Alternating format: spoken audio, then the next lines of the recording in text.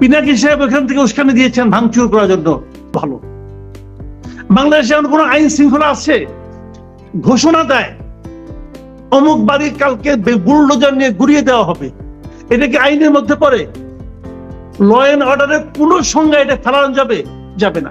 City corporation bulldozer supply করে, ভেঙে দেওয়া হয়, পরের দিন আবার চিফ অ্যাডভাইজার বলে এটা সহ্য করা হবে না, বলে না কি এটা চিফ অ্যাডভাইজার সহ্য করা হবে না। তো সহ্য করা হবে, সহ্য করলেন কেন আপনি? আপনি তো সহ্য করলেন, আপনি রেসপন্স আগের দিন দিলেন না কেন? যখন তারা ঘোষণা দিল, ওই মুহূর্তে যে ঘোষণা দিল তাকে আপনি ধরলেন না কেন? ওই মুহূর্তে ঘোষণা তো পিনাকি ভট্টাচার্য দিছে। পিনাকি ভট্টাচার্যের সঙ্গে সরকারের গুরুত্বপূর্ণ ব্যক্তিদের টেলিফোন আলাপ হয় না? পিনাকি যেভাবে চলে দেশ, আমি তো মাঝে মাঝে সন্দেহ করি দেশ কে চালাচ্ছে? ওই বিদেশে অবস্থানরত ওই লোক চালাচ্ছে না আমাদের গভর্নমেন্ট একটা আছে? আমি এই সন্দেহ করি সে যেভাবে চাচ্ছে এই সবটা সেভাবে তাকে সুযোগ করে দিচ্ছে। যখন সে বললো পিরিয়ড আর দরকার নেই, থামো এখন, তখন সরকার উগ্র হয়ে গেল, শক্ত হয়ে গেল, না আর করা যাবে না। আগে তো বললো না, আগে বললো না কেন? তো এই পুরো জিনিসটা এরা বুঝে হোক না বুঝে হোক, ওই ভদ্রলোকের ওই যে একটা অশ্রাব্য কথাবার্তা বলে, ল্যাঙ্গুয়েজটা আল্লাহ রহমতে এমন ল্যাঙ্গুয়েজ শুনলে পুরো ওজন নষ্ট হয়ে যায়। সে ওইভাবে বলে, বলার মাধ্যমে কিছু কিছু মানুষ হয় তাদের উত্তেজিত করে, অনেক হুজুরা তারা পীর মনে করে, এবং এই ঘটনা ঘটছে। এবং সেটা পুরো জিনিসটা আলটিমেটলি কার অ্যাকাউন্টে যাচ্ছে? আমাদের দেশ অস্থিতিশীল হলে কার লাভ রে ভাই? কার লাভ? ইন্ডিয়ার লাভ। এবং তার প্রত্যেকটা কর্মকাণ্ডের এন্ড রেজাল্ট যাচ্ছে ইন্ডিয়ার পক্ষে। আমি দেখি এখন আমার ভুল হতে পারে, আমি বলছি না, আমি খুব ভালো বুঝছি, আমার ভুল হতে পারে, কিন্তু আমি এইভাবে ব্যাখ্যা করছি। এই ব্যাখ্যার একটা কাউন্টার ব্যাখ্যা দেন না আপনি। কেন আপনি এই বাড়ি ভাঙার মধ্যে কি অর্জন করলেন বলেন? আপনি কি অর্জন করলেন?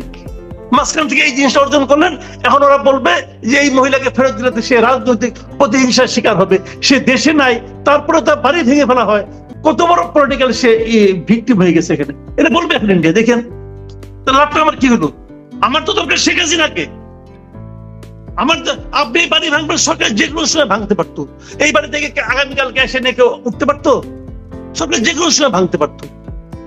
তো এখন কেন যখন তাকে নিয়ে আসা আমার প্রয়োজন তখন কেন এই সুযোগটা কে করে দিল? এটা একটা ভয়ঙ্কর, আমরা বলি তো আমি দেশ একটা ভয়ঙ্কর ষড়যন্ত্রের মধ্যে আছে, এবং এটা মানে কি বলবো, এটা কেন এই ষড়যন্ত্রে সবাই মাথা গোলাচ্ছে আমি জানি না। এটা নিয়ে আপনার সোশ্যাল মিডিয়ায় বলা হয়েছে পিনাকি সাহেব এখান থেকে উস্কানি দিয়েছেন ভাঙচুর করার জন্য, প্ররোচনা দিয়েছেন। আমার কথা হলো শেখ হাসিনা উস্কানি দিয়েছে। শেখ হাসিনা কি আমার আয়ত্তের মধ্যে আছে, নিয়ন্ত্রণের মধ্যে আছে? নেই। পিনাকি সাহেব উস্কানি দিয়েছে, পিনাকি সাহেব কি আমার নিয়ন্ত্রণের মধ্যে আছে? নেই। আমার নিয়ন্ত্রণে কি আছে? আমার নিয়ন্ত্রণে আছে ধানমন্ডি এলাকাটা। আমি কেন সেটা হতে দেব? আমি কি সেটা হওয়ার জন্য, এই যে কথাটা ফরাদ ভাই বললেন যে মানুষের ট্রমাটাইজ হয়ে গেছে, মানুষের স্বাভাবিক বোধ বুদ্ধি লোপ তো পেয়েছে অবশ্যই, এটাকে সমর্থন করার কোনো সুযোগ নাই। উনিও কিন্তু মনে মনে সমর্থন করতে চান কিনা আমি জানি না, কিন্তু প্রকাশ্যে কিন্তু সমর্থন করেন নাই, কারণ করতে পারবেন না, উনি আইনের লোক, পারবেন না করতে, এটাকে সমর্থন করার কোনো সুযোগ নাই। হ্যাঁ, একটা কথা বলছেন যে মানুষের মানসিক অবস্থাটা কি ছিল, সেটা যদি আমরা বুঝতে পারি তাহলে হয়তো এর কারণটা ধরতে পারবো। কারণটা আপনি ধরেন হিট অফ দ্য ধরেন আপনি একজন লোক এসে মনে করছে আমার খুবই একটা অপমান করলো, আমার একজন আত্মীয়কে, আমার স্ত্রীকে, আমার কন্যাকে খুব অপমান করলো, ধরলো, সে আমার আয়ত্তের মধ্যে আসলো, আমি নিজেকে নিয়ন্ত্রণ করতে পারলাম না, তাকে আমি একটা কোপ দিয়ে বসলাম। আমার মারাটাকে আপনি ইমোশনালি জাস্টিফাইড করতে পারলেন, লিগালি পারবেন? লিগালি পারবেন? রাষ্ট্র বিচার আইন এটা তো লিগালি চলবে। সেই লিগালি আমার গভর্নমেন্ট কি করেছে? কিচ্ছু করেনি, চুপচাপ বসে থাকছে, এবং বসে থেকে প্রভোকেশনের কারণে এটা একটা লিগ্যাল জায়জ হয়ে যায়। দিয়েছে, সেই বিবৃতিটা দেওয়ার পর তার মনে হয়েছে এটা বিবৃতি তো ঠিক হলো না, তার ঠিক 4-5 ঘন্টা পরে আরেকটা বিবৃতি, ওই দিন রাত্রে 1টার সময় বিবৃতি দিয়েছে, একটা, আমি একদম হিসাব করে দেখছি, 1টা 3 মিনিটের বিবৃতিটা পেয়েছি। তো অত রাতে বিবৃতি দিতে হলো কেন? বুঝতে পারছি ওটা ঠিক হয়নি। এই বিবৃতিটা সারা দুনিয়াকে খাওয়ানো যাবে না, এবং সারা দুনিয়াকে আজকেও খাওয়ানো যায়নি। গভর্নমেন্ট আমি মনে করি ফুয়াদ ভাই যেটা বললেন যে প্রপাগান্ডা অনেকে শেখ হাসিনার ট্র্যাপে পড়েছে, আমি তো মনে করি যে গভর্নমেন্ট হিমসেলফ ট্র্যাপে পড়েছে। ক্ষতি হয়েছে কার দেখেন, ক্ষতি হয়েছে বাড়িটা, ক্ষতি হয় না, বাড়ি ভাই একটা স্থাবর সম্পত্তি, যে কোনো সময় আবার উঠবে। ঠিক আছে, শেখ হাসিনা সে তো হাজার হাজার অপরাধ করছে, কিন্তু বুঝাই গেল আজকে তাকে বিচারের মুখে আনলে তার কি পরিণতি হবে এটা বুঝতে আমার কোনো কষ্ট হচ্ছে না, এবং এটাই হওয়া উচিত, এটা নিয়ে আমার কোনো আপত্তি নাই। ক্ষতি হয়েছে ডক্টর ইউনূসের, ক্ষতি হয়েছে ডক্টর ইউনূসের ইমেজের, ক্ষতি হয়েছে ওনার গভর্নমেন্টের যে ইমেজ ইন্টারন্যাশনাল ছিল সেটা। কার লাভ? এটা হলে কার লাভ? আমার লাভ না, আমার লস। বেশার ফুয়াদের লস, লাভ কার? লাভ ইন্ডিয়ার। আর লাভ কার? ইন্ডিয়ার যারা চর আছে তাদের, যারা এজেন্ট আছে, ডিপ এজেন্ট তাদের। সেই প্রশ্নটা হলো, এই সরকার কি নির্বাচনের সময় নিরপেক্ষ থাকতে পারবে? যে ইঙ্গিতটা মির্জা ফখরুল ইসলাম আলমগীর কিন্তু আরো প্রায় কয়েকদিন আগেই দিয়েছিলেন, একটা সাক্ষাৎকারে উনি বলেছিলেন যে যদি তারা নিরপেক্ষতার রক্ষা করতে না পারে তাহলে নতুন সরকারের প্রয়োজন হবে নির্বাচনের জন্য। এবং এটা এখন ইতিমধ্যে ভ্যালিড কোশ্চেন হিসাবে আমি মনে করি আসতে শুরু করেছে। আমি একটা এক্সাম্পল দিয়ে বলি যে এখন এটা স্পষ্ট হয়ে গেছে আর দু একদিনের মধ্যে ছাত্রদের একটা রাজনৈতিক দল হতে যাচ্ছে। এবং এটাও স্পষ্ট যে প্রধান উপদেষ্টা ডক্টর মোহাম্মদ ইউনূস উনি ফিনান্সিয়াল টাইমসকে যে পডকাস্টে যে ইন্টারভিউটা দিয়েছিলেন সেখানে উনি স্পষ্ট করেই বলেছেন যে ছাত্রদের এই রাজনৈতিক দল করার ব্যাপারে ওনার একটা আগ্রহ আছে, উৎসাহ আছে। উনি বরং এদেরকে উৎসাহ দিয়েছেন যে তোমরা একটা রাজনৈতিক দল করো। কেন দিলেন উৎসাহ? কারণ উনি চান যে ছাত্ররা একটা রাজনৈতিক দল করুক। উনি সবসময় তরুণ নেতৃত্বের কথা বলেন, হয়তো সেই জন্য উনি চেয়েছেন, অন্যায় কিছু না। কিন্তু তাহলে অন্যায় না হলো, বাস্তবতা হলো এটা যে ছাত্রদের সেই রাজনৈতিক দল অথবা তরুণ নেতৃত্বের সেই রাজনৈতিক দল, তার প্রতি ব্যক্তি ডক্টর ইউনূসের এক ধরনের পক্ষপাতিত্ব আছে, এটা আপনারা শেয়ার করতে পারবেন না, আছে।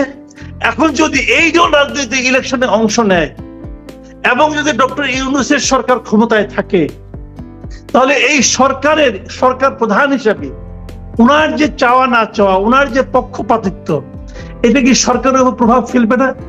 এটা কি মাঠ পর্যায়ের প্রশাসনের উপর প্রভাব ফেলবে না? ফেলতে বাধ্য। সেক্ষেত্রে আমি তো মনে করি যে নির্বাচনটা সামনে হতে যাচ্ছে সেই নির্বাচনটা পরিচালনার মতো নৈতিক সক্ষমতা ডক্টর ইউনূস হারিয়েছেন, এটা মনে করি। আমি যদি মনে করি, আমার ভুল হতে পারে, আমি আবারও বলছি আমার প্রত্যেকটা অপিনিয়ন ভুল হতে পারে, কিন্তু আমি যেভাবে ভাবি আমি সেটা বললাম।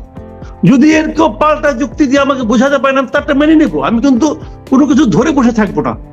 আমার তো ভুল হতে, আমি ক্ষুদ্র মানুষ, ভুল করতে পারি। আমি এই কথাটা আমি গত কয়েকদিন ধরেই বলছি যে আগামী নির্বাচনটা পরিচালনার মতো যে নিরপেক্ষতা প্রয়োজন, সেই নিরপেক্ষতার জায়গাটাতে ডক্টর ইউনূস আর নেই। কিন্তু তার দ্বিতীয় ভাষণে একটা কথা বলেছিলেন, যখন তিনি সংস্কারের কথাটা বললেন, যখন সংস্কার কমিশনগুলি করলেন না প্রথমবার, তখন উনি বলেছিলেন যে সবচেয়ে আগে সংস্কার করতে হবে, আমাদের নিজেদের সংস্কার করতে হবে। ডক্টর ইউনূস এ পর্যন্ত দায়িত্ব নেওয়ার পর যতগুলি কথা বলেছেন, এটা হলো আমার কাছে মানে $1 মিলিয়ন একটা সেন্টেন্স ছিল এটা, যে আগে আমাদের নিজেদের।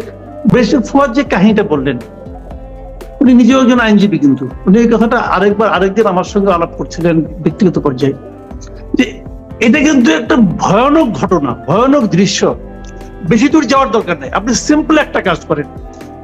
এই সরকার 10টা ব্যবসায়ী প্রতিষ্ঠানকে চিহ্নিত করেছে যা নাকি সবচেয়ে বেশি অর্থ লোপাট করেছে, অর্থ বিদেশে রপ্তানি পাচার করেছে। 10টা কিন্তু কোম্পানি, এই 10টা কোম্পানির বিরুদ্ধে অনেকগুলো মামলা আছে, দুদকের মামলা আছে, অমুক আছে।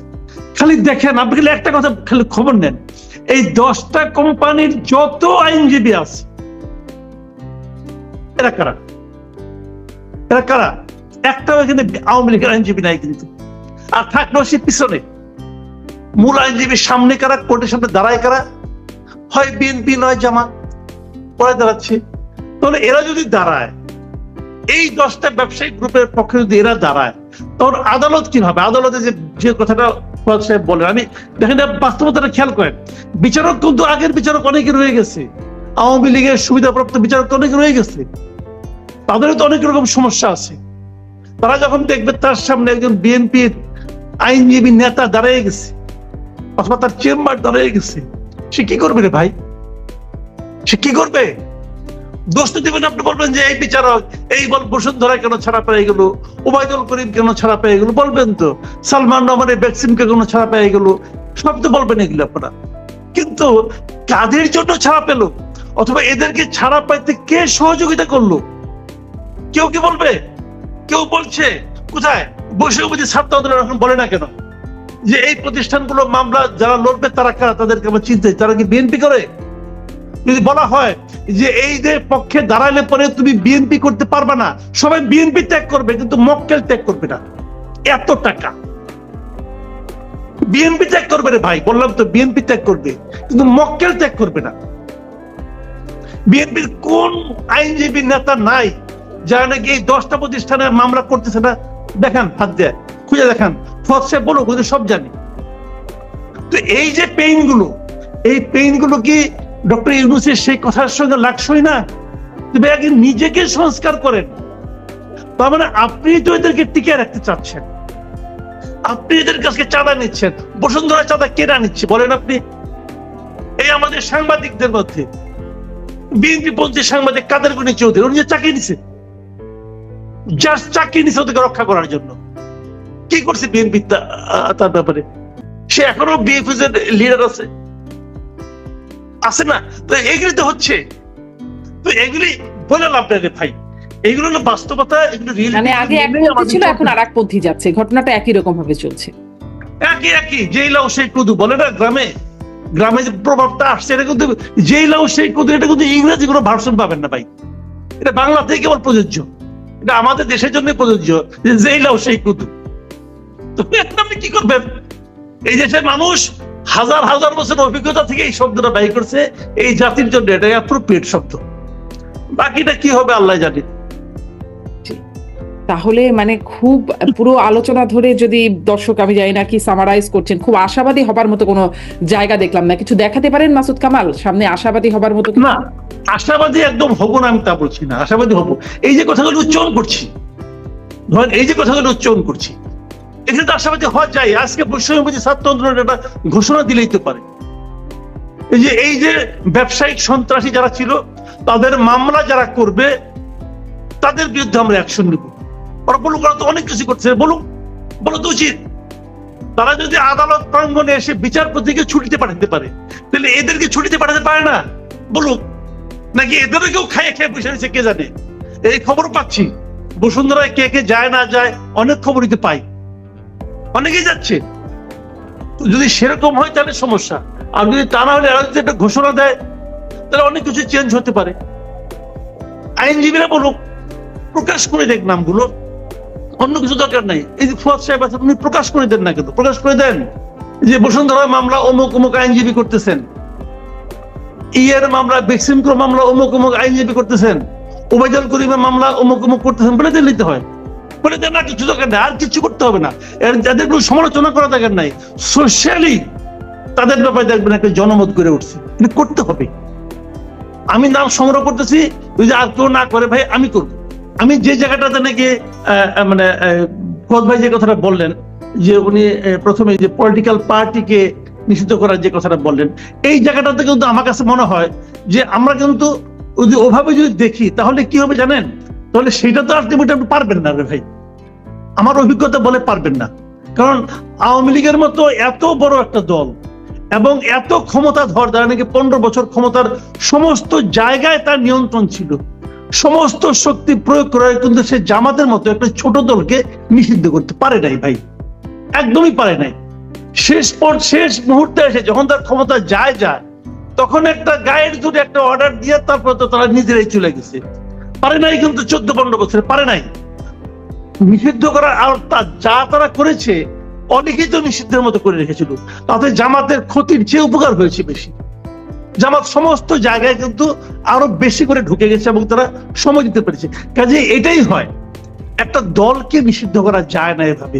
দলের যারা নেতৃত্ব, যারা এই দলটাকে একটু দুষ্ট পথে, খারাপ পথে হাঁটিয়েছে, পরিচালিত করেছে, যারা নাকি এই সমস্ত অপকর্মের সঙ্গে জড়িত ছিল, তাদেরকে আপনি যদি বিচার করেন এবং তারা যদি নেতৃত্বে নতুন করে আর না আসতে পারে, তাহলে কিন্তু ওই দলটা নতুন নেতৃত্বের মাধ্যমে আবার কিন্তু আসতে পারে, এবং সেটাই হবে সবচেয়ে গণতান্ত্রিক। তা না হলে হবে কি, চোরাগুপ্তা হামলা টামলা অনেক কিছু বেড়ে যাবে, যেটা দেশটাকে একটা চূড়ান্ত অস্থিতিশীলতার দিকে ঠেলে দিবে। তবে এই জিনিসটা এখানে প্রমাণ হয়েছে, যেটা আমি একটা বটম লাইনটা বলি, এই রিপোর্টে আমি যে জিনিসটা বুঝতে পেরেছি যে ভাই, শেখ হাসিনা আর আলোচনায় থাকবে না বাংলাদেশে। সে বাংলাদেশের রাজনীতিতে এখন একটা পরিত্যক্ত ব্যক্তিতে পরিণত হয়েছে। এটাই হচ্ছে এই রিপোর্টের আমার কাছে মনে হয় বটম লাইন।